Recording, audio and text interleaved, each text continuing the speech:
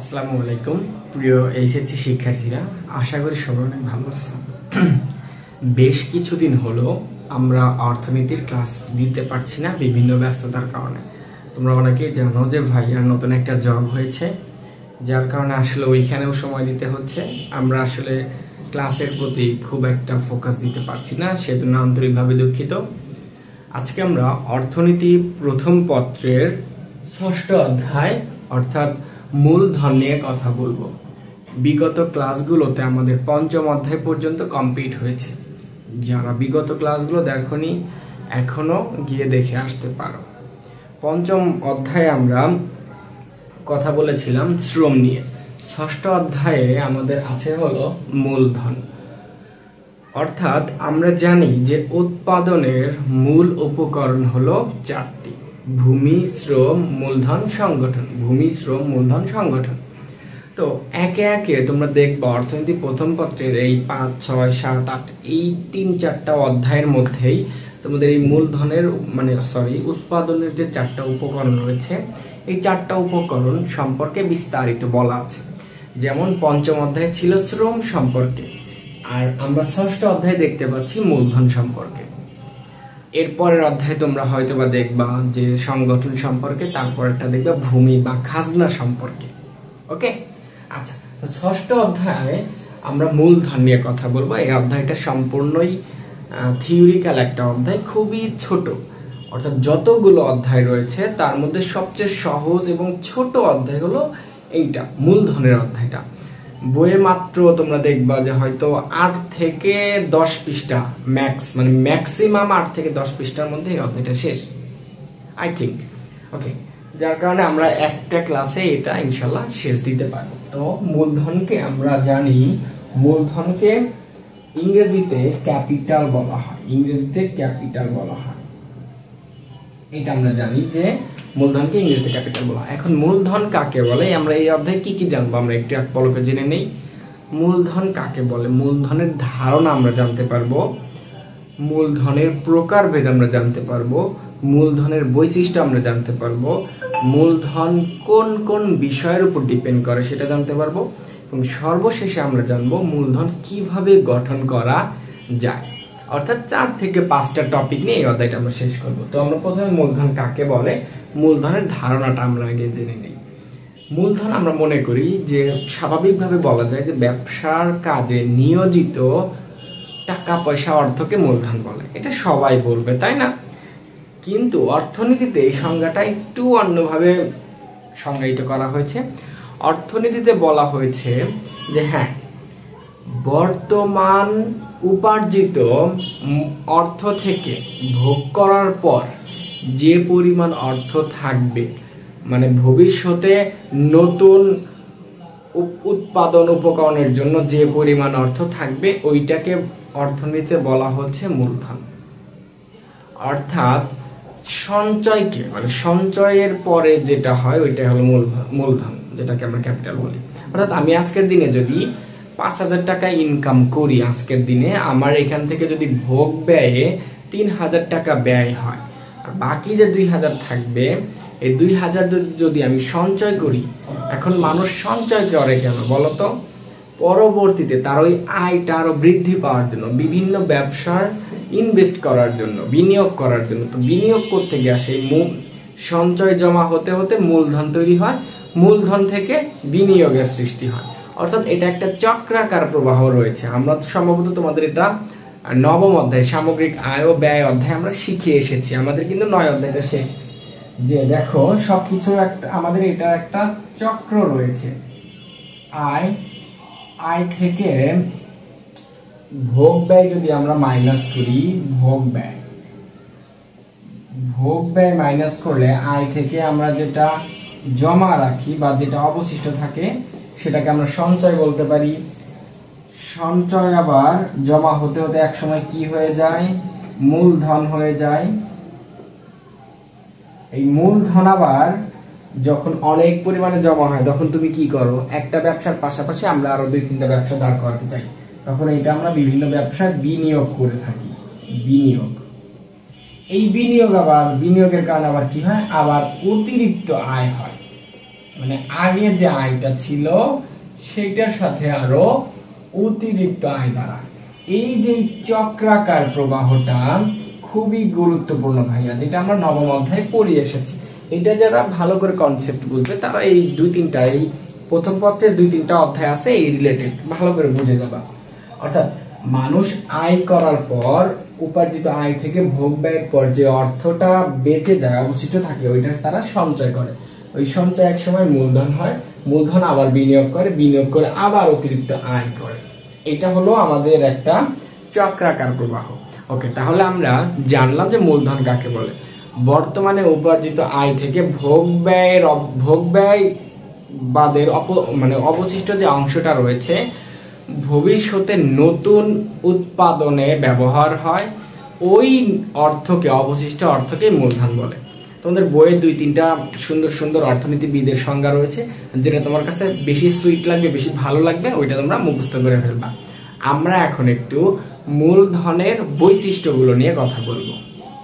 ওকে, দেখো আমরা দেখতে পাচ্ছি যে মূলধনের যে বৈশিষ্ট্য, এর মধ্যে আমরা এখানে গুরুত্বপূর্ণ 4টি বৈশিষ্ট্য উল্লেখ করেছি। তোমাদের বইয়ে বেশ কয়েকটি, অর্থাৎ 8 থেকে 10টি বৈশিষ্ট্য রয়েছে, তোমরা ওখান থেকে পড়ার চেষ্টা করবে। আমরা গুরুত্বপূর্ণ 4টা বৈশিষ্ট্য নিয়ে আলোচনা করব।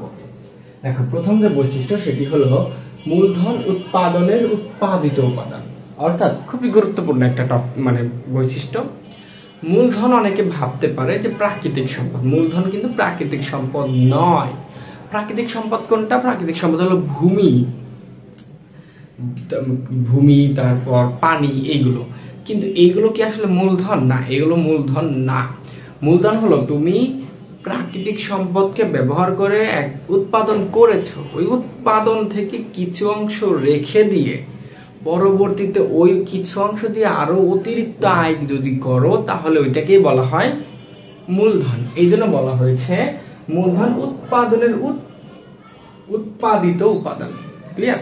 আচ্ছা, আরেকটা একটু কথা বলে নেই, বোর্ডটা একটু অপরিষ্কার দেখা যাচ্ছে, একটু ডার্টি মনে হচ্ছে, কারণ অনেকদিন হলো আসলে ব্যস্ততার কারণে ক্লাস নিতে পারছি না, যার কারণে আসলে সময় স্বল্পতার কারণে আজকে খুব একটা ক্লিন না করে আমরা ক্লাস শুরু করেছি।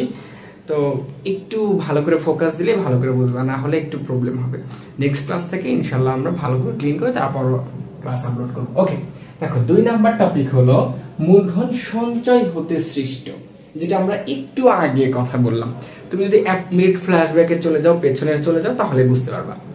তুমি ধরো ইনকাম করেছো, ওই ইনকাম থেকে তুমি যদি সঞ্চয় না করো, মানে কিছু কিছু টাকা যদি না জমাও, তাহলে কিভাবে মূলধন সৃষ্টি হবে? মূলধন একটা বড় একটা শব্দ, আর সঞ্চয় হলো মিনি একটা ওয়ার্ড, ছোট ছোট ওয়ার্ড থেকে এক সময় বড় মূলধন তৈরি হয়।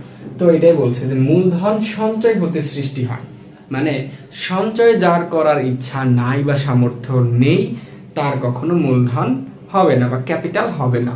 আচ্ছা, 3 নাম্বার যেটা লিখেছি, মূলধন অতীত শ্রমের ফল। মূলধন হলো অতীত শ্রমের ফল। অতীত শ্রম মানে কি? তুমি যদি অতীতে শ্রম না দিয়ে উৎপাদন না করো, তাহলে কিভাবে সঞ্চয় করবা? আর সঞ্চয় না করলে কিভাবে মূলধন হবে? এইটা বলছে যে অতীতে যে তুমি শ্রম দিয়েছো, শ্রম দিয়ে যে অর্থটা উৎপাদন করেছো, সেখান থেকে কিছু কিছু অংশ সঞ্চয় করে ওটা মূলধন বানিয়েছো। এটা বলা হয়েছে যে মূলধন আসলে অতীত শ্রমের একটা ফলাফল, অতীত শ্রমের একটা ফল। যে যত বেশি অতীতে পরিশ্রম ছিল, তার এখন রেজাল্ট তত ভালো, মানে ফল তত বেশি, মূলধন তত বেশি।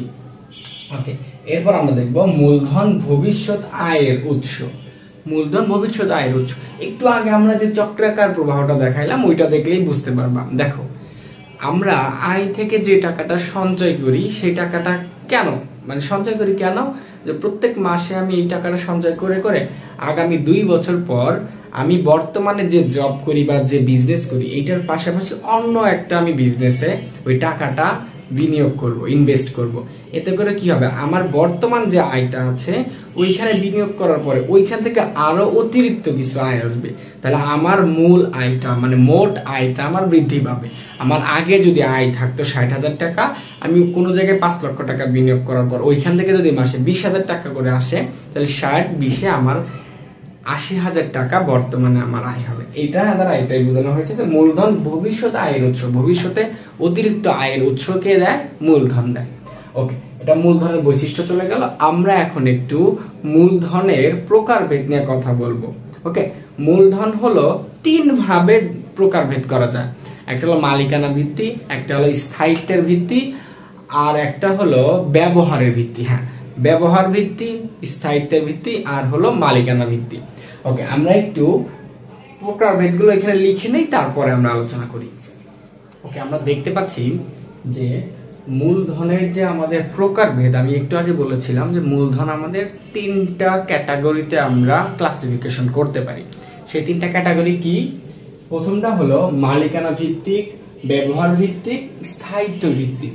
এখন দেখো, মালিকানা ভিত্তিকে 3 প্রকার, ব্যবহার ভিত্তিকে 4 প্রকার, স্থায়িত্ব ভিত্তিকে 2 প্রকার। আমি একটু তোমাদের সুবিধার্থে আমি এখানে লিখে দিচ্ছি, এটা হলো 3 প্রকার, এটা হলো 4 প্রকার, আর এটা হলো 2 প্রকার। ওকে, আমরা একটু এই প্রকারভেদ নিয়ে কথা বলবো। বইয়ের মধ্যে আছে, যদিও আছে, বাট তারপর কেন আমাদের ক্লাসে প্রয়োজন হয়, কারণ একটু কেউ একজন বুঝিয়ে দিলে বিষয়টা মাথায় ক্যাচ করে দ্রুত। হ্যাঁ, ওকে, দেখেন প্রথমটা কি?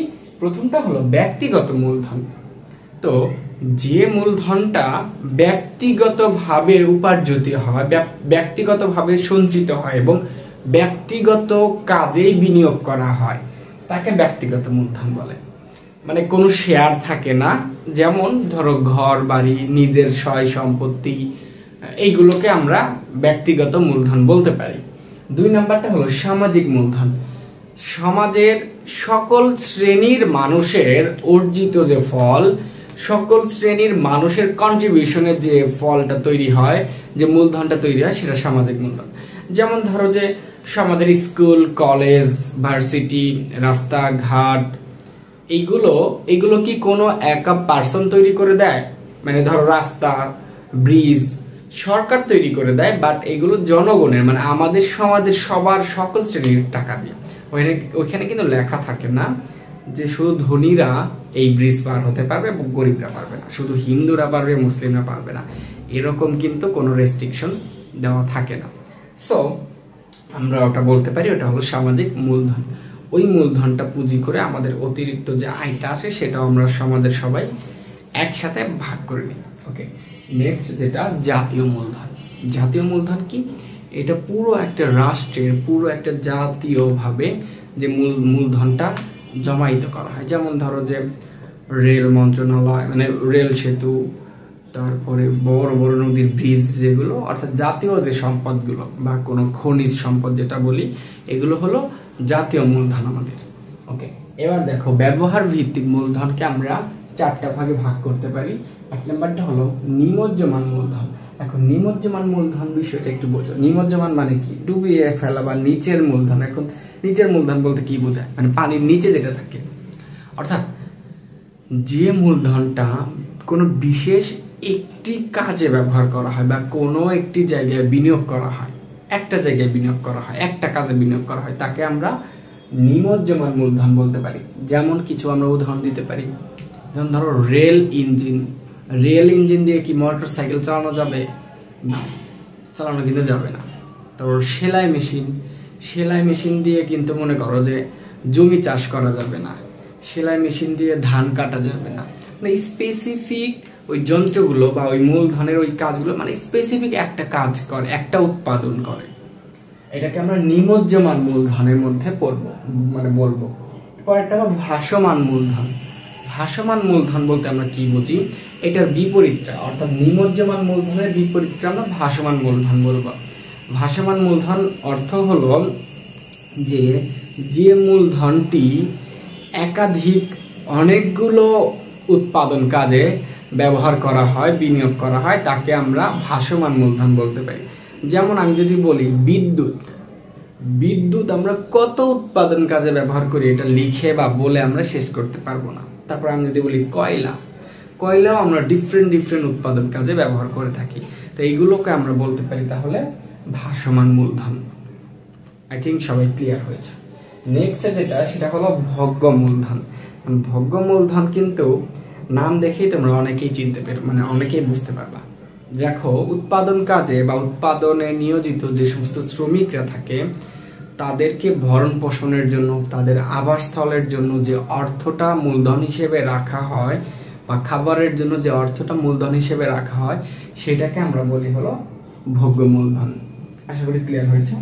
4 নাম্বারটা হলো উৎপাদক মূলধন। উৎপাদক মূলধন, উৎপাদক মূলধন মানে কি? এই মূলধন নিজেই উৎপাদন কাজে ব্যবহার হয়। যেমন কাঁচামাল আমরা বলতে পারি, তারপর বড় বড় শিল্পের যে ছোট ছোট যন্ত্রপাতি বলতে পারি, এগুলো হলো উৎপাদক মূলধন। মানে এই মূলধনগুলো নিজেরাই উৎপাদন কাজে নিয়োজিত হয় বা ব্যবহৃত হয়। এরপরে যেটা দেখবো সেটা হলো স্থায়িত্ব ভিত্তি মূলধন। হলো 2 প্রকার, একটা হলো স্থায়ী আর একটা হলো চলতি বা অস্থায়ী। এখন স্থায়ী আর অস্থায়ীর মধ্যে একটু বলি।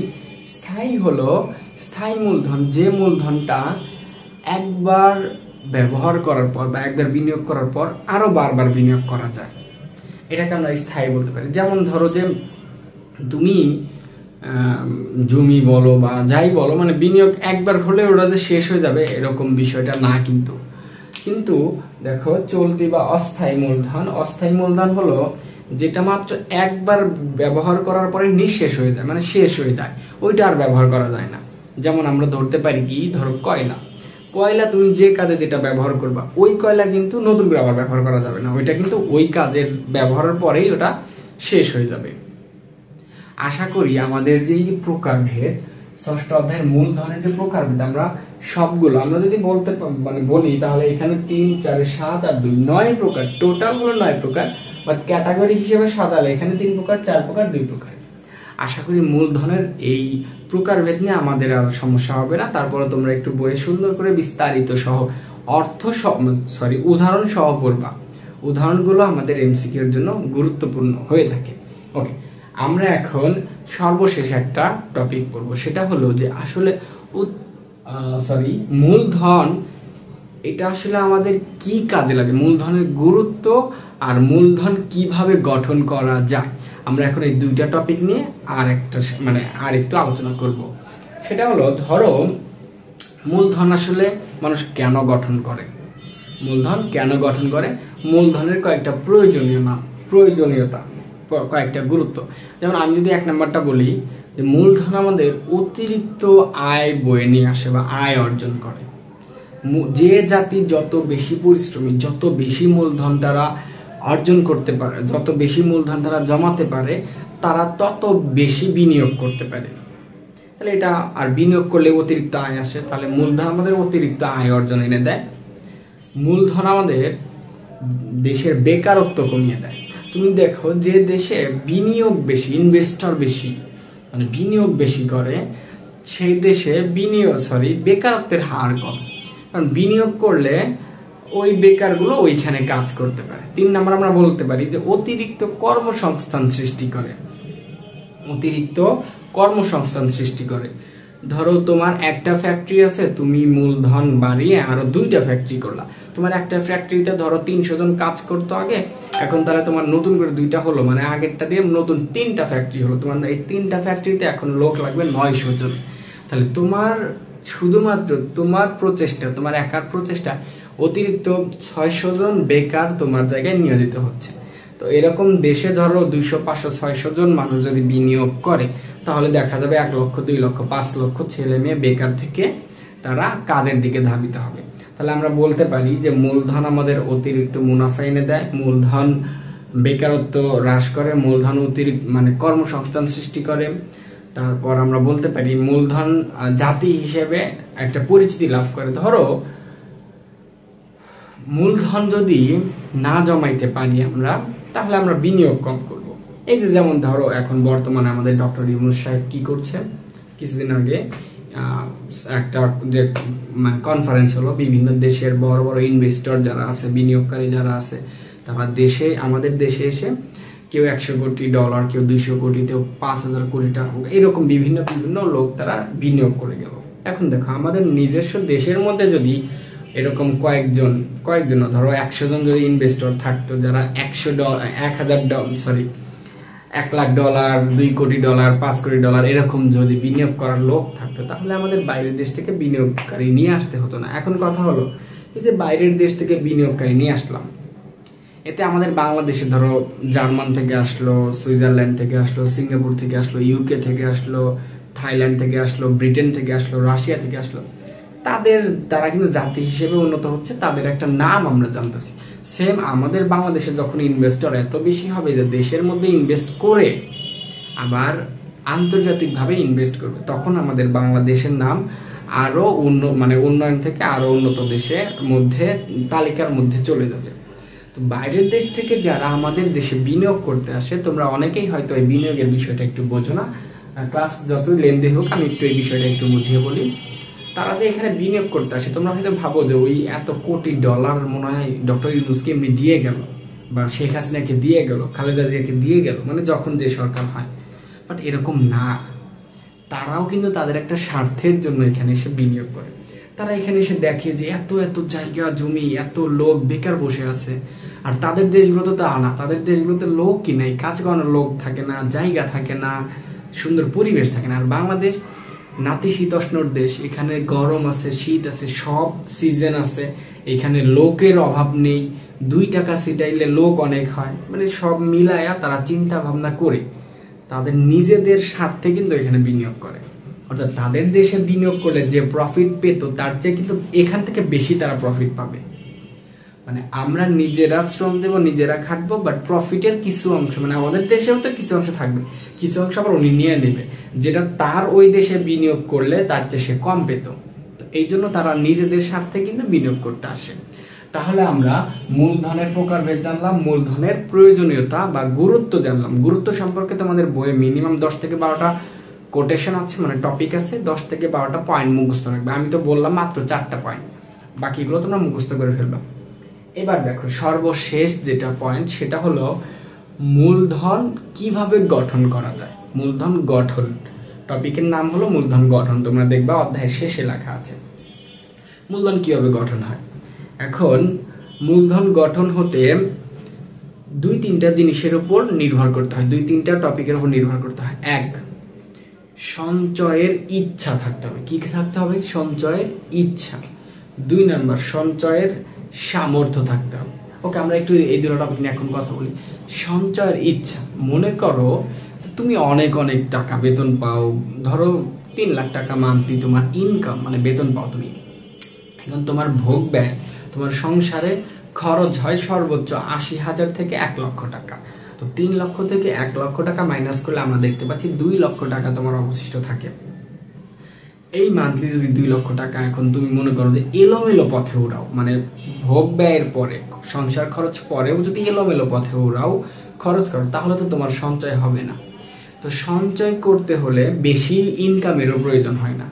অনেক মানুষ দেখবা গ্রামে দিনে 300 টাকা, 500 টাকা, 1000 টাকা ইনকাম করে, বাট তারপরও দিন শেষে, মানে বছর শেষে তারা অনেক বিগ একটা অ্যামাউন্ট সঞ্চয় করে। দিনে 100 টাকা, 50 টাকা, 200 টাকা করে হলেও বছর শেষে দেখা যায় 50,000 বা 1 লক্ষ টাকা তারা সঞ্চয় করে, যেটা দিয়ে তারা গরু পালন করে, জমি এটা করে, ওটা। তো সঞ্চয় করতে হলে বেশি ইনকামের প্রয়োজন নেই, মূল হলো ইচ্ছা শক্তি। তাহলে আমরা 2টা পয়েন্ট বললাম, একটা হলো সঞ্চয়ের মূলধন গঠন হতে সঞ্চয়ের ইচ্ছা থাকতে হবে, প্রবল ইচ্ছা থাকতে হবে। 2 নাম্বারটা হলো সঞ্চয়ের সামর্থ্য। এখন মনে করো আমার ইচ্ছা আছে যে আমি প্রত্যেক মাসে 2 লক্ষ টাকা সঞ্চয় করব, 1 বছরে 24 লক্ষ টাকা হবে, 2 বছরে 48 লক্ষ টাকা হবে। আমি 48 লক্ষ টাকা দিয়ে আমার এলাকাতে ছোট একটা কারখানা করব, 50 জন শ্রমিক সেখানে কাজ করবে, প্যান্ট শার্টের বা যেটারই বলো, এরকম একটা কারখানা করব। বা আমি 30টা বা 40টা গরুর একটা খামার করব, এরকম একটা চিন্তা ভাবনা আছে, মানে ইচ্ছা আছে। এখন আমার সেই সামর্থ্য নাই, ক্যাপাসিটি নেই। মনে করো যে আমি তেমন একটা শিক্ষিত না, তেমন একটা দক্ষ না, যার কারণে আমি মাসে বেতন পাই 15,000 টাকা। এখন আমি মাসে বেতন যদি 15,000 টাকা পাই, আমার মা বাবা, আমার ওয়াইফ, আমার বাচ্চা কাচ্চা, ছেলে মেয়ে সব মিলা ভোগ ব্যয় তো আমাদের সম্পূর্ণ টাকাটা নিঃশেষ হয়ে যাবে। অতিরিক্ত কোনো টাকা থাকবে না, যেটা তুমি সঞ্চয় করবা, যেটা তুমি মূলধনে কনভার্ট করবা। তো আমাদের তাহলে আমরা বুঝলাম যে মূলধন গঠন হতে আমাদের ইচ্ছা এবং সামর্থ্য, এই 2টা বিষয়ের উপর ফোকাস দিতে হবে, এই 2টা বিষয় থাকতে হবে, তাহলেই তার মূলধন গঠন হবে।